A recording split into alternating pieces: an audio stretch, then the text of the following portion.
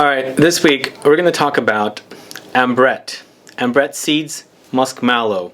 And what does Ambrette smell like? What is Ambrette in perfumes? I'm going to tell you all about it coming right up.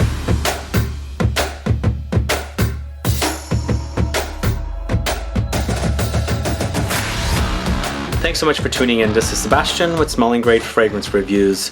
And it's all about Ambrette Seeds today, as I said. But if this is your first time landing on my channel and you love watching fragrance reviews, finding out about new fragrances, discovering new brands, learning about certain notes in perfumes, and participating in giveaways and still haven't subscribed, please click the subscribe button below and also click the bell so that you'll be notified for future videos and giveaways.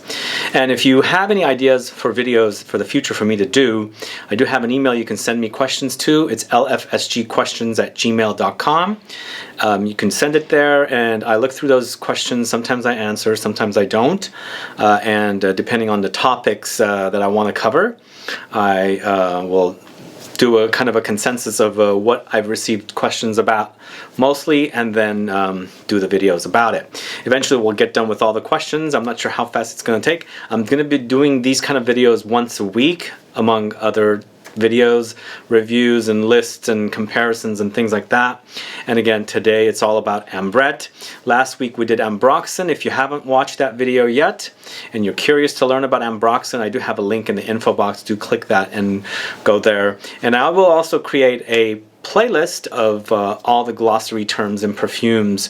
You can go there and watch each video about each particular vocabulary term in perfumes. And again, today it's all about Ambrette, also known as Musk Mallow.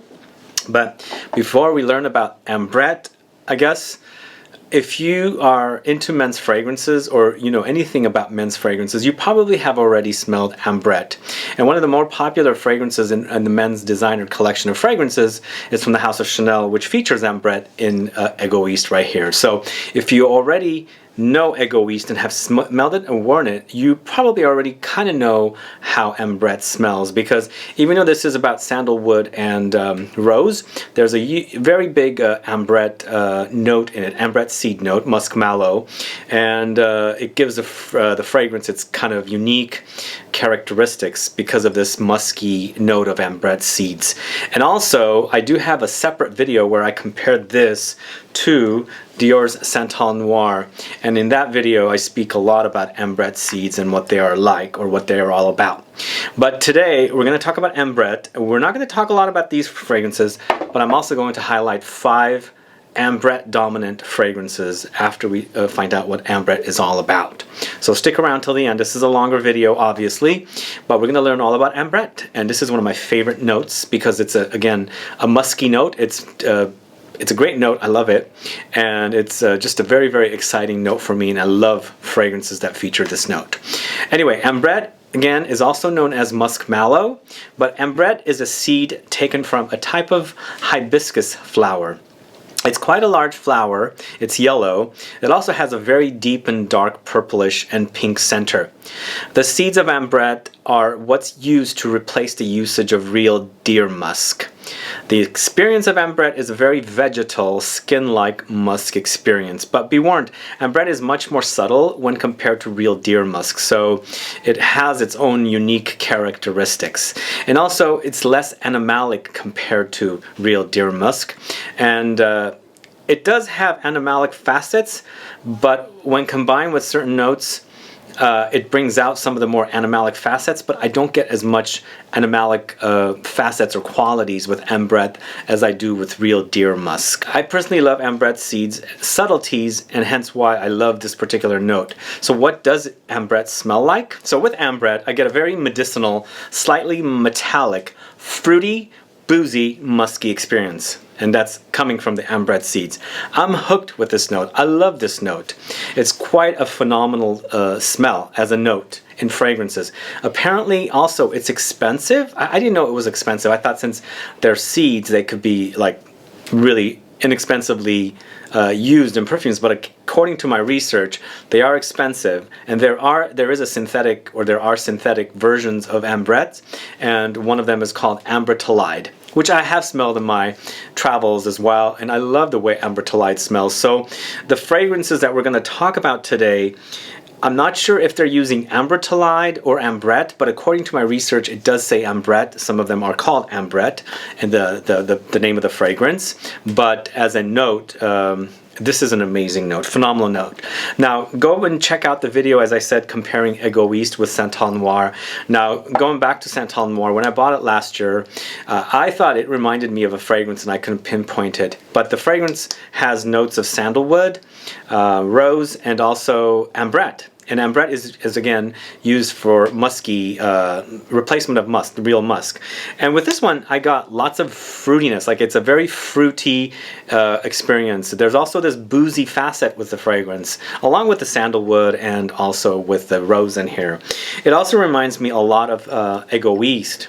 And Francois Demachy, who created this, worked on this with the original Chanel perfumer, so I'm assuming he was kind of taking his inspiration from working on this with, I think it's Jacques Polge he created this with, and he brought it over here. That's why I kind of got similarities. I couldn't figure it out for a while, and then I figured out that this does smell like this. So if you're curious to learn more about those two fragrances, I have a link. Go check that video out and learn a little more. Santal Noir, unfortunately, is a little hard to find, but of course, Egoiste is very easy to find. I prefer Santal Noir over Egoiste, but if I didn't have Santal Noir, I would be happy with Egoiste. It's a great scent. It's a great designer scent. One other thing, this used to be called Bois Noir, and then they launched it as Bois Noir, and then they shelved it and then retitled it, renamed it to Egoiste. One of the reasons why I love Ambrette is because of its medicinal qualities. And Ambrette also, upon my research, I heard that is also used for its medicinal properties. Now, it has medicinal properties mostly for digestion. I guess it's from India that's used for Ayurvedic properties. And I don't understand if it smells medicinal to me because it has medicinal properties. Probably not, but there are uses of this particular seed for digestive and kind of medicinal properties.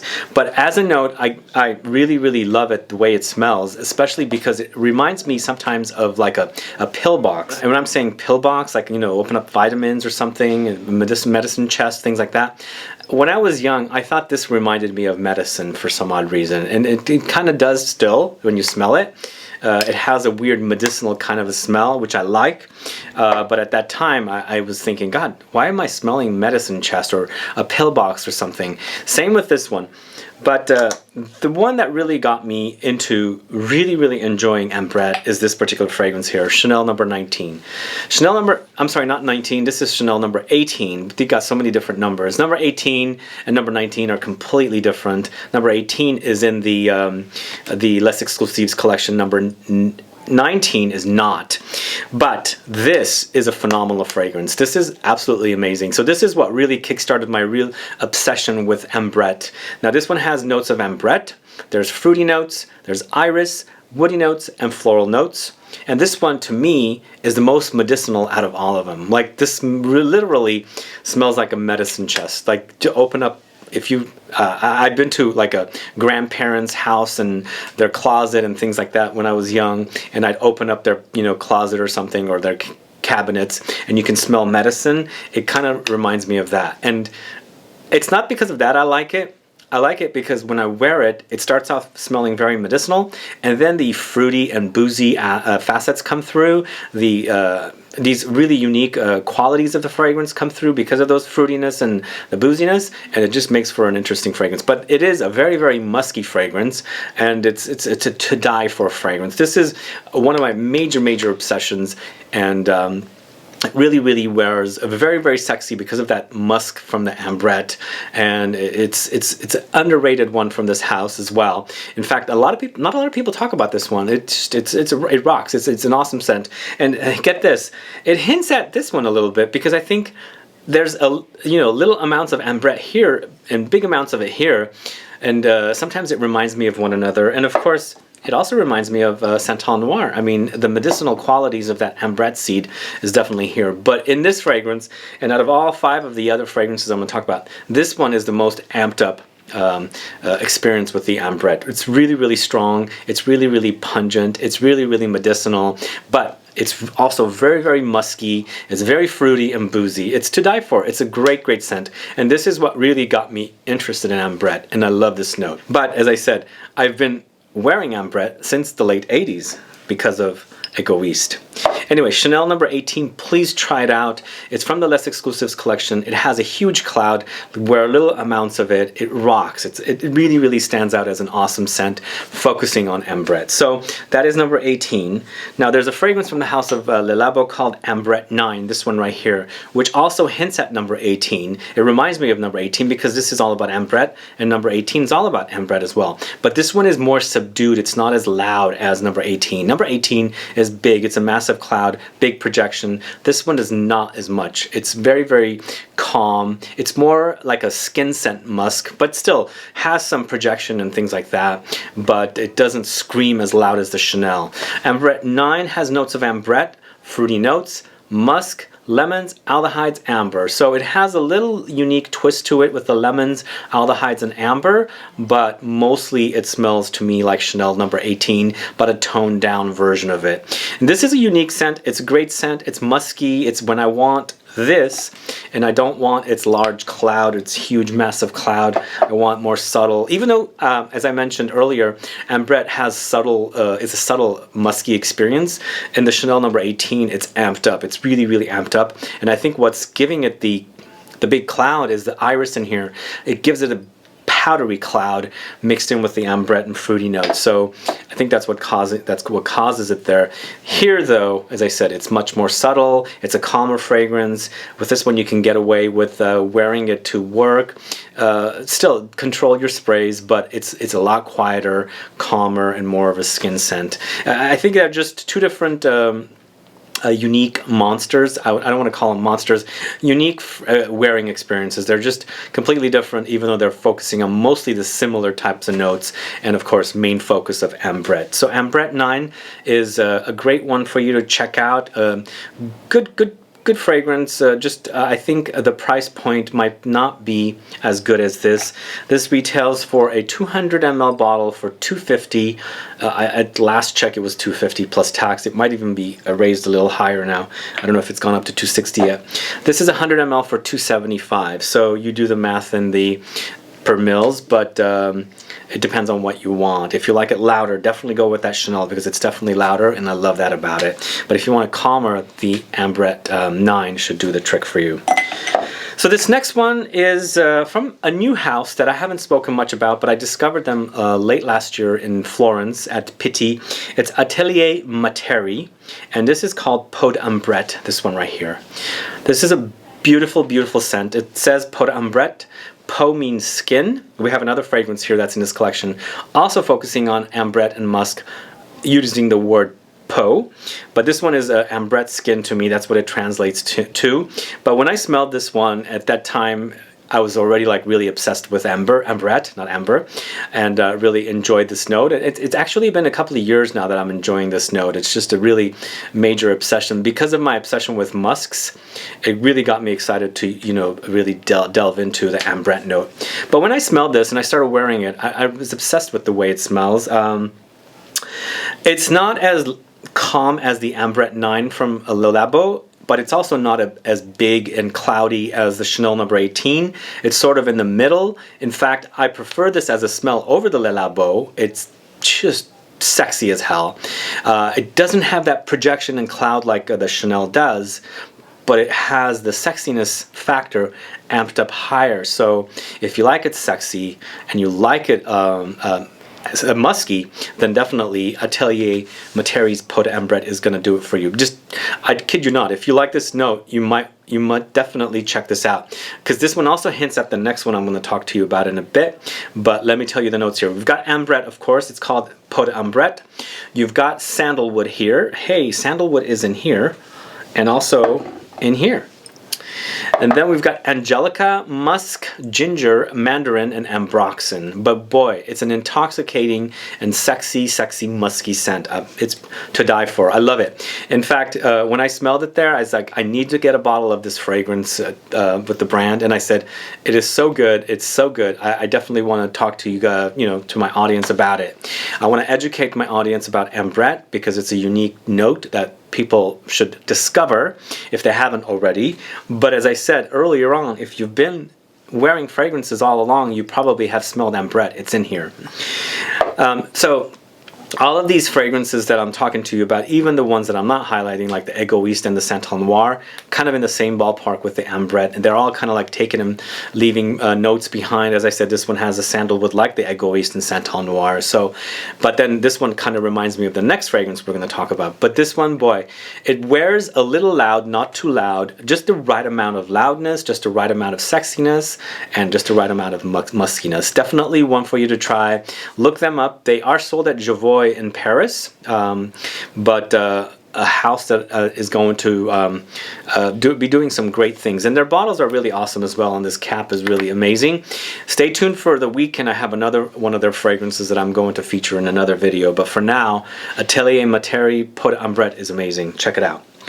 So this next one actually is the third fragrance. It was Chanel number 18, Ambrette 9 from Le Labo. That was the order that I discovered him. And then it's a Fleur de Peau from DIPTYQUE. And then it was, after that was this one. Although no, the next one after this is probably the next one I discovered. But Fleur de Peau, skin flower, I think it translates to. Again, Peau, skin, and they're focusing on the skin because Ambrette is very skin smelling like. Musky qualities, those are all what the Ambrette's facets are. And this one, I think this one has less Ambrette, more iris, musk, aldehydes, Ambrette, rose, carrot, ambergris, angelica. So even though the Ambrette is in here, when I first smelled it, it reminded me of the Chanel number 18 and then the Ambrette 9, but this experience is a little different. It's a lot powderier. The iris is amped up here. You get more iris, and you do get more musk as well. And the aldehydic touch in here gives it the fizzy, effervescent quality with the fragrance, because there's a light effervescence flowing throughout the fragrance, and then the fruity Ambrette comes through, and that fruity Ambrette is the most amazing thing about this fragrance. I love it. I love this Ambrette note. It's so addicting. I don't know if you've ever been addicted to a particular food item or a drink item. I'm addicted to caffeine, and the Ambrette is like that. I'm addicted to the smell. I want to smell it more and more. There's something about the smell that I love, and it's just I don't know, makes me, I don't know, really crave more of it. But it's perfection here, but again, it's not as Ambrette heavy. It's more about the iris, musk, aldehydes. Then you have the Ambrette come in. But the Ambrette, once it comes in, it's to die for. It smells delicious and is a gorgeous scent. It's a gorgeous scent. I hadn't owned a bottle of this for the longest time. I had a 10 ml. But I recently picked it up. You probably saw my haul video, and I had to have it. And here it is, Fleur de Peau from the house of DIPTYQUE. It's a great scent. Again, those of you that like iris and musk and sandalwood, I'm sorry, not sandalwood, but Ambrette, then definitely check that one out. Last but not least, I think this is one that is from the house of MUGLER. It's Over the Musk. Again, Ambrette is to replace, deer musk and the skin-like qualities of musk. From the Ambrette Seeds is very, very prominent. In fact, when they say skin-like qualities, I also associate it with skin scents also, because skin scents, you have to get close to someone to smell the fragrance on them, and some of these are more skin scent like, except for this one. Again, that one has the biggest cloud. It's a huge, massive sillage. But with this one, it's a musk that Mugler has perfected. For me, this is more of a skin scent experience, but other people say it's loud, it's huge. I don't get that from this one. I don't know why, but more of a skin scent. And I don't mind skin scent, guys. I like my clouds. I like my big beast mode type fragrances, but I also like my skin scents. I enjoy them. At the end of the day, when you're burnt out, you don't want to wear loud fragrances all the time. You want something with a little more subtleties, and you get that with this one. So this is a Mugler style musk. It's musk, ambrette, cashmere wood, black pepper. The black pepper is tiny amounts in here, and you can pick it up with that spiciness. But the ambrette is what brings out the fruity qualities, slightly gourmand and boozy qualities here, mixed in with the musk accord that they've created.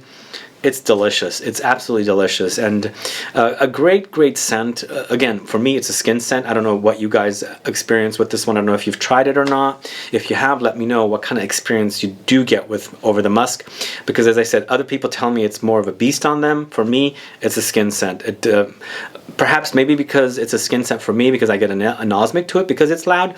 I don't experience this as a loud fragrance to begin with, but tell me. But it is a gorgeous musk to die for, kind of a musk, and I absolutely love it. So that's my 5th fragrance that features ambrette. Guys, let me know your thoughts on these fragrances. Also, are you familiar with EGOISTE? Have you used it? Have you worn it? And have you been able to distinguish that ambrette seed note in here that I'm talking about? If you know any of these other ones, like SANTAL NOIR, for example, or Chanel number 18, Fleur de Peau, Ambrette 9, Over the Musk, and the last but not least, do you know this brand, ATELIER MATERI? Let me know. Put some comments down. Also, let me know if you like this note as a note. Do you hate this note because it's weird to you? Or if this is your first time hearing about this note? Let me know. Put some comments down so that I find out. Last but not least, guys, if you have any questions or comments, please put it down. Let me know which topic you want me to focus on in the future. You can send me emails to lfsgquestions@gmail.com.